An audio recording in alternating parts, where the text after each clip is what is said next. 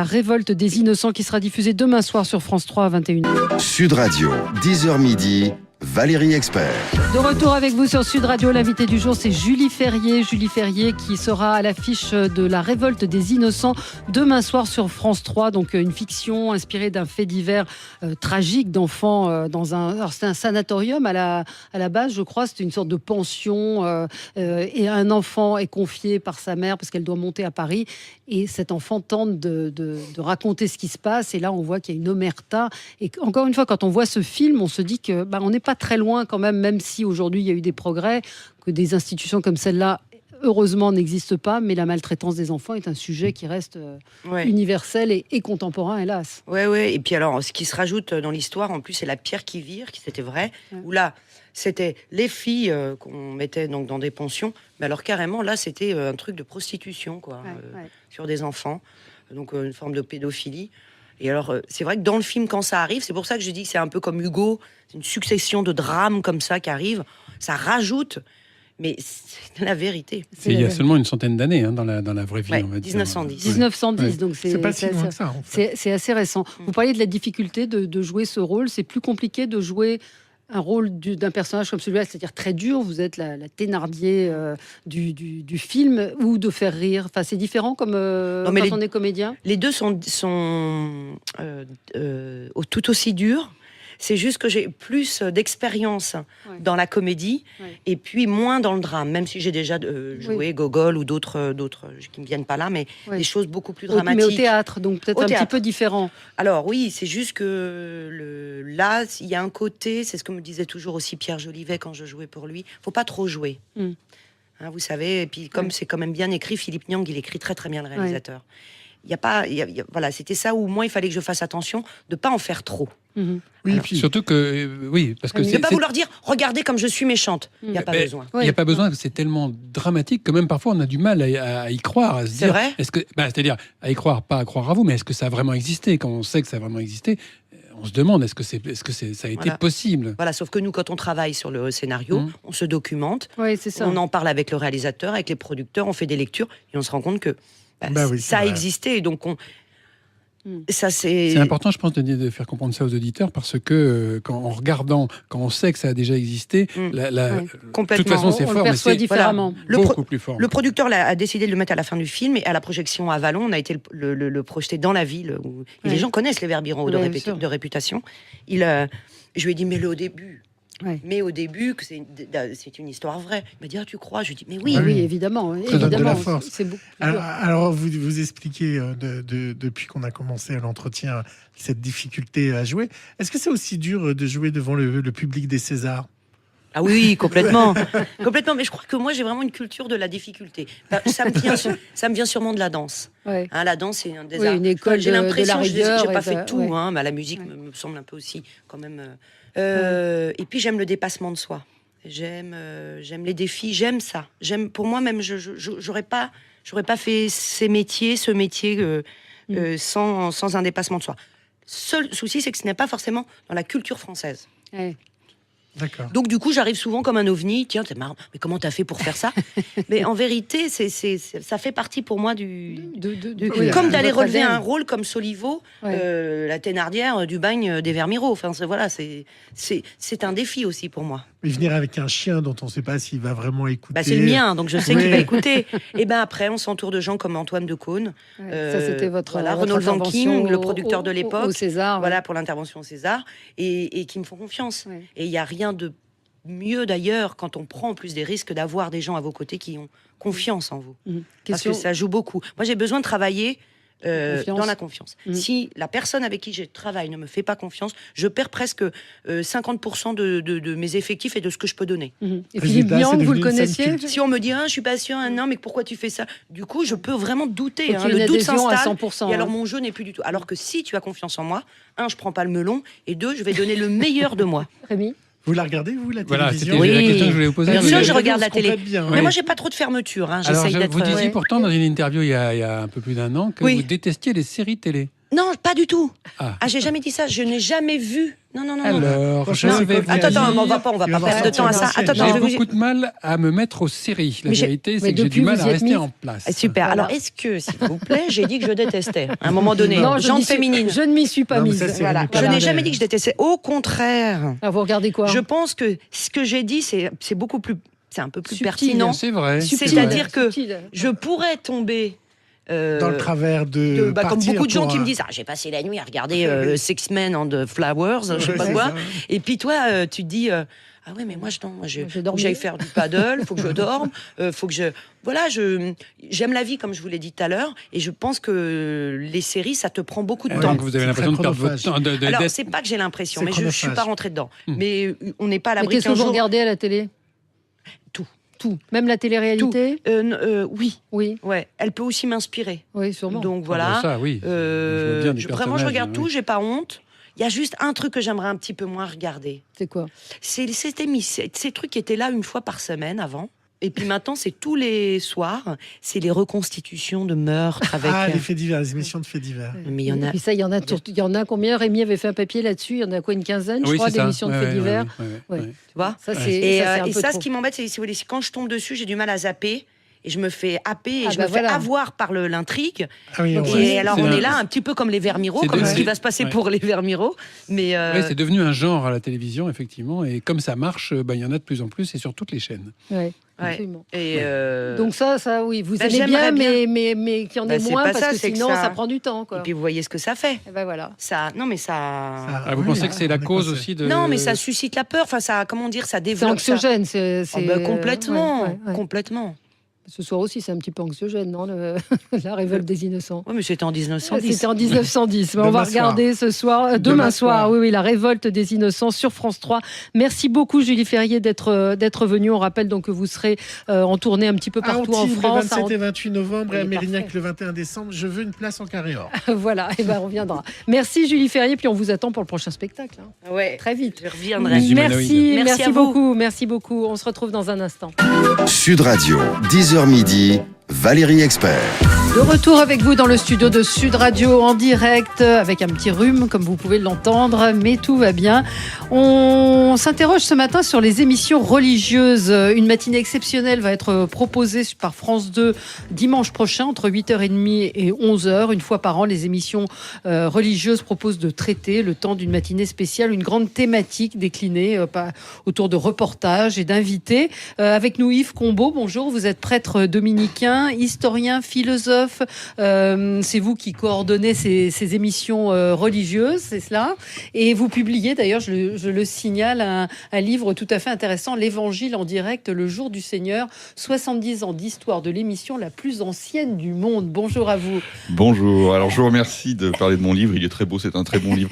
Cela dit, je ne coordonne rien du tout, Non, je suis ah un bon des deux prêtres qui dirige la partie catholique des d'accord. religieuses. Ah, d'accord. Oui, la Donc, coordination se fait la au sein de coordination, France- de c'est France le Télévisions. comité France français 2. de radio-télévision. Non, Non, plus. C'est encore On autre vous chose. expliquera tout ça, Valérie. C'est compliqué. Rémi, les émissions religieuses, donc l'émission de télévision la plus ancienne du monde.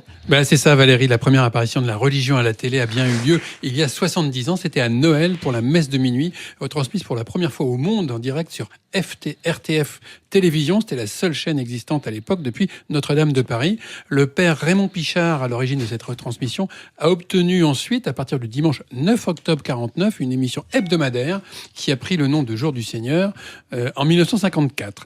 Donc, d'ailleurs, par parenthèse, c'est bien les 70 ans de la diffusion d'une messe à la télé, mais ça fait 69 ans pour le Jour du Seigneur. Mais ça reste l'émission la plus ancienne diffusée aujourd'hui.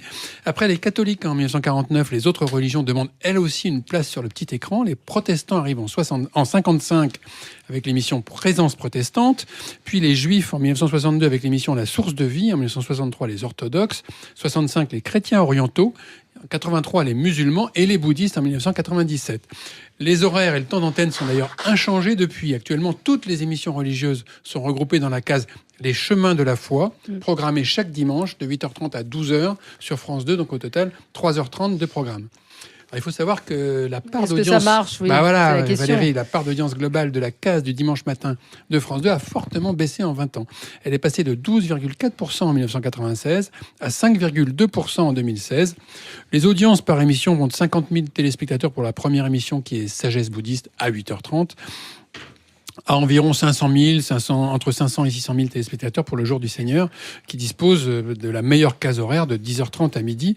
Alors, à titre de comparaison, les émissions de TF1 le dimanche matin sur la même tranche rassemblent entre 500 000 et 1 million de téléspectateurs. Ouais. Et puis, les émissions de France 3, France 5 ou C8 font une audience plus forte que les premières émissions de la tranche.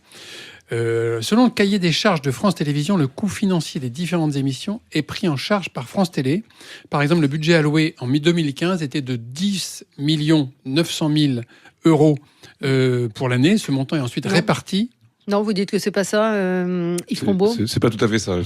France Télévisions prend en charge toutes les émissions, mais ne prend en charge qu'une partie de l'émission catholique qui fait donc alors, la moitié de la tranche horaire. J'allais y venir, le Jour du Seigneur. Alors, il n'empêche que le budget est presque 11 millions d'euros par an. Et le Jour du Seigneur, lui, le Comité français de radio-télévision, le CFRT, qui est producteur du Jour du Seigneur, finance 50% du budget de l'émission. D'accord.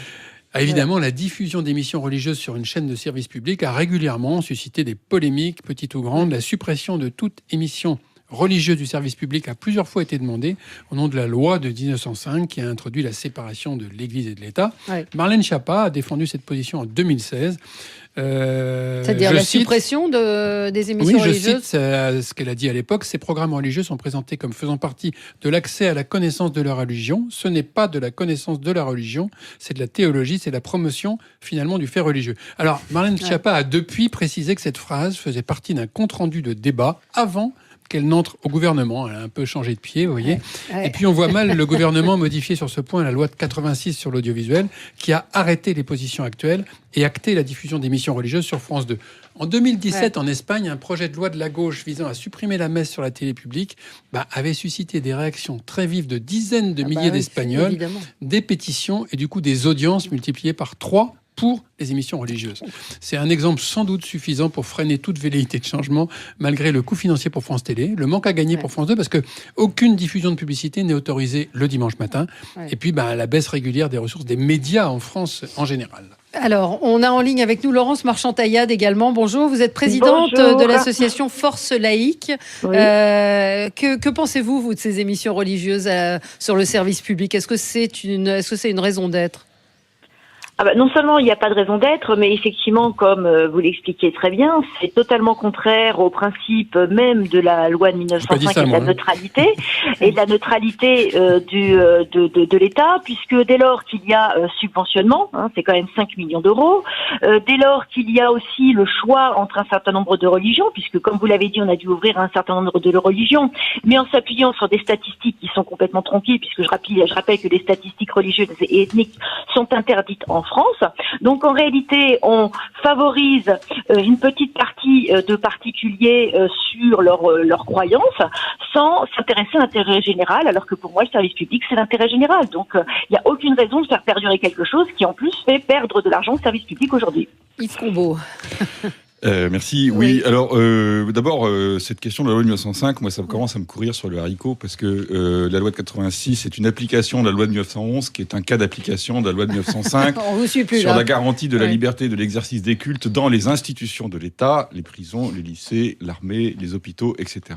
Et c'est à ce titre-là que la RTF a demandé, et non pas reçu, mais demandé l'existence de l'émission religieuse en 49. Donc pour ce qui est de l'appareil légal et de son interprétation, je crois qu'on est un peu plus au clair maintenant. Bon, ensuite, que les croyants soient minoritaires dans notre pays, c'est un fait, mais c'est là qu'on entre dans la partie, je dirais, intéressante du débat. Moi, j'ai toujours été agacé par ce que j'appelle en privé, mais bon, là, on est en public, la laïcité autruche, qui consiste à dire que quand on n'aime pas le fait religieux, on met sa tête dans le sol pour être sûr de ne pas le voir. Et quand je suis la puissance publique, si j'étais la puissance publique, je m'appliquerais plutôt à voir ce qu'il y a dans mon pays et à collaborer avec ce qui existe dans mon pays, plutôt que de dire à ce qui existe dans mon pays que je ne l'aime pas. Oui. Donc, mais ces émissions religieuses, est-ce que c'est normal que le service public en paye une partie ? Et que ce soit diffusé à la télévision. C'est normal que le service public en paye une partie. Après tout, il me semble que France Télévisions achète aussi des matchs de football. Je hais le football. Je suis pour l'interdiction du football. Mais c'est pas exactement pareil. Laurence Marchand-Taillade. Ça n'a rien à voir. Alors, deux choses. D'abord, moi, je considère qu'on n'adjective pas la laïcité. La laïcité, elle n'est pas autruche ou ouverte, comme j'entends un peu partout. La laïcité, elle se suffit à elle-même. Et elle est définie, effectivement, par si c'est pas d'idéologie, je m'appelle Charlotte. Pour l'instant, je suis respectueuse. Elle est définie, en tout cas, par un certain nombre, effectivement, de textes de loi, et on ne peut que regretter, effectivement, l'article 56 de la loi de 1986, qui donne, effectivement, cette ouverture à différents types de représentations et de croyances. Moi, ce qui me dérange dans votre propos, c'est de dire que dès lors que quelque chose que je n'aime pas, qu'on ne peut pas systématiquement diffuser quelque chose que je n'aime pas. Ça n'a rien à voir. C'est pas le fait d'aimer ou de ne pas aimer. En l'occurrence, je ne mets absolument pas sur le plateau ce que j'aime ou ce que je n'aime pas, puisque je le garde pour moi-même comme une conviction personnelle. En tant que citoyenne, je considère que ce n'est pas ma croyance qui doit être mise en avant, mais c'est bien ma citoyenneté. Et c'est là que c'est dérangeant le fait de diffuser ce genre d'émission, c'est qu'on met en avant déjà la religion catholique en considérant qu'elle doit avoir la plus grande part. Il y a toutes les religions qui sont représentées. Oui, il y a toutes les religions, mais on les répartit en fonction justement d'une soi-disant pratique, en fonction du nombre de pratiquants dont on ne connaît pas le nombre précis. Vous pensez qu'il y a plus de bouddhistes que de catholiques, madame ? C'est pas ça que je suis en train de dire. Non, mais vous le savez bien. Je suis en train de dire qu'on ne doit pas se poser ce genre de questions. Je pense qu'on a en France des citoyens français et que dès lors qu'on les définit par leur religion, on fait déjà une grosse erreur parce que ça veut dire qu'on accepte la communautarisation de notre pays et ça c'est dangereux. Oui, alors permettez-moi de vous interrompre. Communautarisation, je suis contre évidemment, mais écoutez, si on ne prend pas en compte la culture des citoyens, leurs attaches, leur provenance, la ville où ils habitent, la religion à laquelle ils adhèrent, la pratique qu'ils ont, ce qu'ils font le dimanche matin. En fait, on a un citoyen blanc, un citoyen qui n'existe, enfin un citoyen qui est lisse, qui n'a aucune différence par rapport aux citoyens d'à côté. Donc, un citoyen en fait, sans âge, un citoyen sans rien. On définit pour vous, si je comprends bien, un citoyen s'il n'est pas croyant est un citoyen blanc, c'est-à-dire transparent et sans aucune autre forme d'existence non, que celle de sa croyance. Vous ne m'avez pas compris, je me permets de vous couper parce que ce n'est pas ce que j'ai dit. Vous considérez qu'en fait, un citoyen peut se définir essentiellement par ses croyances. Or, non, vous interprétez encore une fois ce que je viens de dire, mais dans l'autre sens. On exclut les athées qui n'ont pas d'expression, et ça aussi c'est dommage. Ils ont une expression. Alors, si vous aviez la curiosité de regarder les émissions du dimanche matin, vous pourriez avoir la case de la libre pensée qui existe. La libre pensée représente la libre pensée. Alors, on a un auditeur en ligne avec nous. On a Cédric, fidèle auditeur de Sud Radio. Bonjour Cédric, vous vouliez évoquer quelque chose d'assez particulier par rapport au jour du Seigneur. Oui, c'est un peu plus anecdotique que le débat qui nous précédait à l'antenne. C'était tous les à côté, le tourisme créé par le jour du Seigneur. Parce que contrairement à ce que je pensais il y a quelques années, parce que moi qui allais à la messe tous les dimanches, le jour du Seigneur, c'était pas une émission que je suivais car j'y étais à la messe et je ne la suivais pas à la télévision. Oui. Le jour où elle a débarqué dans ma ville, l'émission, on a vu débarquer plein de gens. On a vu beaucoup plus de circulation, on a vu une population supplémentaire dans la ville. Ça a d'ailleurs été l'occasion pour moi d'accueillir, de guider les gens et de les accompagner à l'église pour suivre la messe et l'émission, puisqu'ils ne connaissaient pas du tout la ville où je résidais donc à l'époque. Et c'est vrai que c'était un effet que j'imaginais pas du jour du Seigneur, parce que comme beaucoup de gens, on pense que le jour du Seigneur, c'est une émission pour les gens qui peuvent pas se déplacer. Et qui peuvent suivre à la télévision. Et il y a des gens qui ils me l'ont dit sur le trajet, il y a des gens qui, comme pour des tournées de pop stars avec des fans qui suivent tout au long de la tournée, il y a des gens qui se déplacent dans toute la France et qui profitent du fait qu'ils vont voir le jour du Seigneur dans chaque ville où l'émission fait étape, pour en même temps découvrir les différentes villes de France. Oui, je vous remercie. Ça fait un tourisme. Merci Cédric, il nous reste peu de temps. Les touristes, entre guillemets, les touristes du jour du Seigneur sont une minorité. Ce qui est vrai, c'est que l'émission a un impact dans la mesure où effectivement elle augmente la fréquentation du lieu considéré parce qu'elle le met en valeur. Et ce qui explique que les élus locaux eux-mêmes demandent quelquefois à l'émission de venir dans des... Vous pouvez nous dire un mot quand même de la... Bern, vous pouvez nous dire quand même un mot de la matinée interreligieuse, parce que là du coup on n'est plus plus dans la promotion, entre guillemets, qui peut être critiquée par certains, d'une religion, mais là, on s'interroge sur vraiment le fait religieux vu par plusieurs religions. Exactement. Depuis quelques années, depuis un peu plus d'une dizaine d'années, on se met tous ensemble, toutes les religieuses, parce que normalement, chacun dans sa case, pour travailler, réfléchir ensemble, faire une émission un peu stimulante sur soit nos relations mutuelles, soit la comparaison entre nos différentes façons d'être dans la société civile, justement. Et là, c'est une lutte contre le communautarisme. C'est une lutte contre le communautarisme, et puis en fait, c'est très difficile de dialoguer parce que nos conceptualités sont quand même assez différentes. Hein. Et même si on parle tous la même langue, le français, on a l'impression de pas trop s'entendre. Là, on essaye vraiment de bosser ensemble. Merci à tous les deux. Merci Laurence Marchand-Taillade. C'est un débat compliqué en 10 minutes, mais on a entendu votre position. Il ne devrait pas y avoir d'émissions religieuses à la télévision. Il y a Cato TV pour ça. Oui, il y a une chaîne de télévision. Oui, il y a KTO. Oui, il y a KTO.